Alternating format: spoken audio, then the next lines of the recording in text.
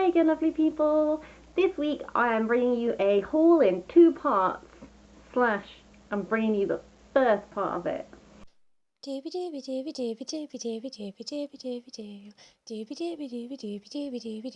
Sophie Vlogs.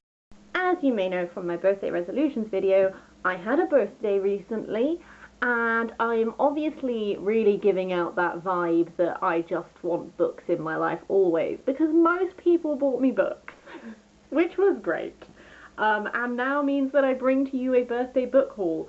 However, I am so effectively blasting out there into the universe that I want people to give me books that I have quite a few.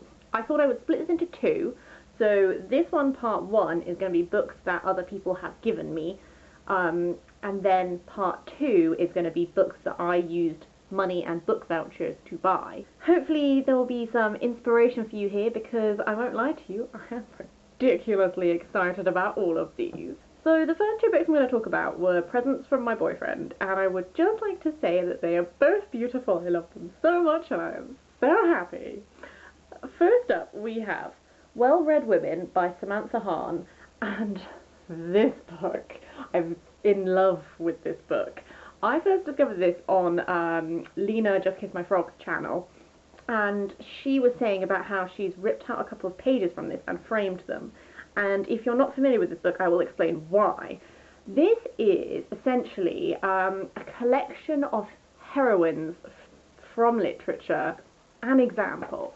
This, if I have got this in frame, hopefully, is a page on Emma by Jane Austen. So this is a portrait that Samantha has painted based on what she envisions Emma to look like, and then you have a quotation that accompanies it that is either something to do with books or people or love or anything. It's like just a really nice quote from the series. And this whole book, I have, spoiler alert, I've already read this. I will be talking about it in more depth in a book chat, but like, this is so beautiful. So beautiful. So yeah, if you are a fan of literary heroines, slash want to find some more good literary heroines to read, I have by no means read all of the books that are featured in this, but I have bulked up my to-read list, which, as we know, is not short anyway. After that, we have another beautiful book that I've wanted for so long, that I'm so excited for. We have The Fashion of Film, How Cinema Has Inspired Fashion by Amber Butchart. Amber Butchart, if you don't know her, is like my eternal fashion crush. If you are familiar with the TV show Versailles, it airs in the UK on the BBC, and then afterwards they have like a little bit of like a 5-minute thing with some historians, and they talk about something. One of the things they talked about once was fashion, and Amber Butchart came on as like a guest, and her fashion I was so in love with that I was like, I'm gonna Google this lady, I'm gonna see what she does. She's a fashion historian. She has a excellent Instagram feed. I am eternally, like, every time I see her pop up on Instagram, I'm just like, oh my god, how could you be so gorgeous and perfect? And she's currently, looks like she's filming something for the BBC4, her first, like, thing that she is presenting. So I don't know what that is yet, but I'm so excited. Back to the book in hand. This book is written by her, and as the title would suggest, it's all about the fashion of film. So she looks at, for example, Karl Lagerfeld drew inspiration from the dystopian vision of Metropolis. The picture-perfect worlds of Wes Anderson's films echo in, oh, I don't know how to say this, Miuccia Prada's collection. Sorry, should have really read this first. From historical epics and romantic dramas to sci-fi blockbusters and art house cool, the world's most creative fashion designers have long taken their inspiration from screen idols and continue to do so today. So this takes us through 100 years of cinema and style, and just looks at the relationship between them and gives you beautiful, like, just full-page examples of stuff. Oh. I've said before on this, I really love fashion, but I am not fashionable. Like, you wouldn't come to me for your groundbreaking style, but I love consuming fashion and looking at it, and but like, I don't really care about like fashion rules and shit like that. I just really like learning about the history of fashion. I think it's interesting. So those are the two big ones, like physically big. The next are a run through of books which I kind of requested for my birthday, but was given for my birthday. So first up we have Kingdom of Sleep by E.K. Johnston. I bloody love E.K. Johnston. Behind me, just here, if this is in shot, maybe, is A Thousand Nights by E.K. Johnston, which I bought purely because the cover is beautiful, and then I read it and I was like, this is everything I've ever wanted from a science fiction Scheherazade retelling. And I imagine this to be in a similar vein. This is a retelling of Sleeping Beauty, but again with like a sci-fi twist kind of thing. I don't mean to be like complete stereotypical book chat. I bloody love me some fairy tale retellings. I bloody love me some sci-fi. I'm really craving sci-fi this year. And this, like, the cover's also beautiful. I like shiny golds on covers. I'm into it. It's my jam. She was just such a pleasure to read last time, and she's released a couple of books since I read A Thousand Nights, and I want to read them all, and I thought, well, you request it. Next up, I am continuing my mission of reading autobiographies, which I've been so enjoying this year. For the last 2 years, really, I've been reading them, but especially this year, I'm really hitting an autobiography stride. I'm loving it. So, I have Anna Kendrick's Scrappy Little Nobody. Oh, I stumbled my way over that. I think Anna Kendrick seems like a perfectly lovely human being. You know, like you can never really know a celebrity, but you see interviews with someone and you're like, you would be fun to hang out with. That's how I've always felt about Anna Kendrick. So this was, I just thought, why would I not? I've heard good things about this. I've heard that it's a good, enjoyable autobiography. I know absolutely nothing about her life, as I ever always seem to do with autobiographies that I read. I know nothing about the human. I read it and I'm like, okay, good stuff. That's what I'm hoping to do with this one. Next up is a book I have to be slightly delicate with. This is The Sword in the Stone by T.H. White. As you can see, it's falling apart ever so slightly because this is, I can't really make out whose name is in this, but it's from the 26th of March 1943. So it's you know, and this was published in 1939.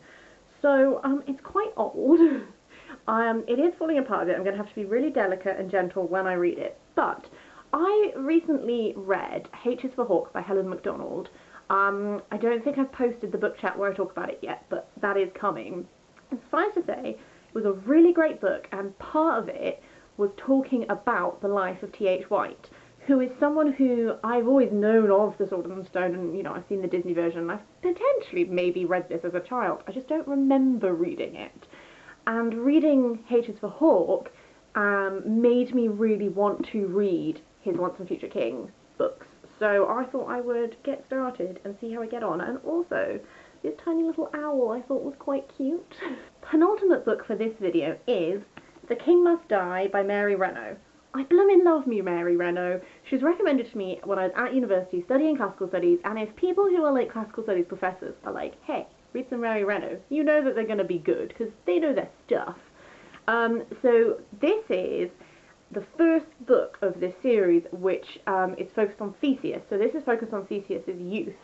I once foolishly bought what turned out to be the second book in this series, thinking it was the first, then like read a couple of pages and was like, this is not the first book. And it's in a box in this room somewhere. And when I saw this, I thought, hey, you could actually read the series from the start. And I think it has a really nice cover, so I got it and then got someone to give it to me for my birthday. But I'm really excited. Mary Renault, everything I've read by her so far has just been so easy to read, but such lovely experience to read, and I'm very excited. The final book is one that I am so excited for, and that is Good As You, From Prejudice to Pride, 30 Years of Gay Britain by Paul Flynn.